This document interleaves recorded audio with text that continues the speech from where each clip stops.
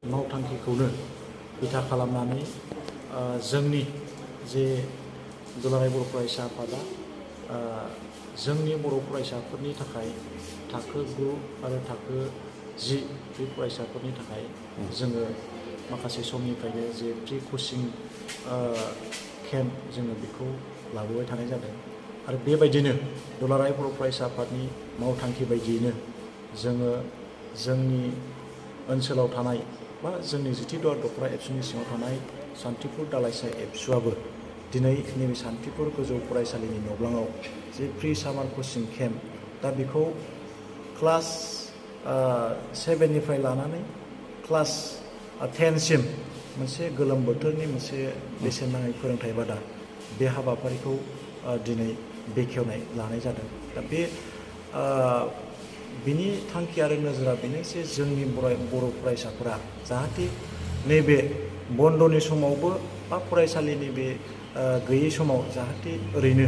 समखौ बेरायनानै हगारा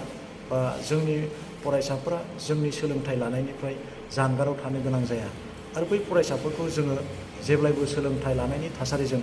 जुरित्थ' खालामनानै दोनबाय थानो थाखाय माखासे गाज्रि थासारि गाज्रि बारहावानिफ्राय जोङो बिथांमोनखौ रैखा खालामनो नांगौनि थाखाय आरो फैबाय थानाय समाव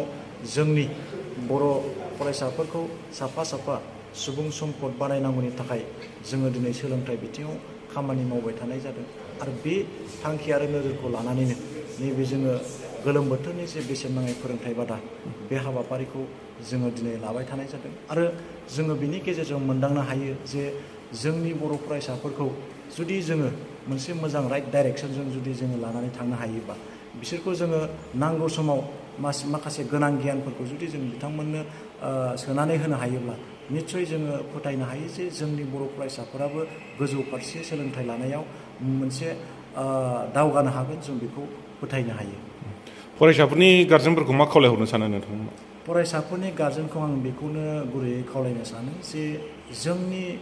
गार्जेनफोरा जोंनि फरायसाफोरनि सायाव बा जोंनि गथ'फोरनि सायाव एक नाम्बार जोथोन लानो रोंनांगोन, नोजोर होनो रोंनांगोन। दिनै जाय न'खरा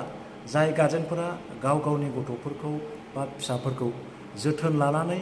नोजोर होनो रोंदों बै न'खरनि गथ'फोरानो बै फरायसाफोरानो दिनै साफा साफा जाफुंसार बा मोजां फरायसा हिसाबै जोङो मोननो हादों। दा बेखायनो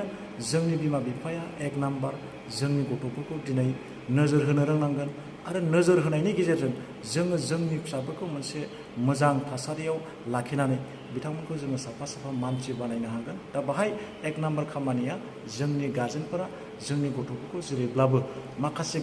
गाज्रि बारहावा गाज्रि थासारिनिफ्राय बासायनांगौनि थाखाय नोजोर होनाया गोनां दं होननानै आं गार्जेनफोरखौ खावलायो। थांनाय बावैसो जिथुनाखि फोसावजानाय मेट्रिक आनजाद बे आनजादावहाय चिरां जिल्ला हिसाबै आसामनिनो टप थांदोंमोन फार्स्ट पजिशन हिसाबै। स' बेफोरबायदि प्रि कचिं केम्प बिदि खुंनाय हाबाफारि नोंथांमोननि आफादनिफ्राय बेफोरबायदि खुंनायनि गेजेरजों बेफोरबायदि फिथाइखौ मोननो हादों होनना नोंथांमोना सानो नामा? देग्लायनि 2023 बेनि जे मेट्रिक आनजादनि फिथाइ जोङो बेखौ बयबो मोनथिनो मोनदों आरो बियो जोङो चिरां जिल्ला हिसाबै जे देग्लायनि मेट्रिक परिखानि जे फिथाइ बियो जोङो मोनसे गोजौ सिरियाव बा सेथि मासियाव जोङो मोननो हादों। दा बिनि थाखाय जोङो जोंनि नैबे चिरां जिल्लायाव थानाय गासैबो माहारियारि आफाद गासैबो दिथागिरि आरो जोंनि दुलाराय बर' फरायसा आफाद जोङो गासैबो जयै खौसेयै खामानि मावलायनायनि गेजेरजों फरायसाफोरखौ जोथोन लानायनि गेजेरजों बायदि मैया थासारिखौ जोङो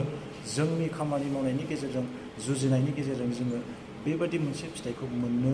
हादों होननानै जों फोथायो आरो बेबायदि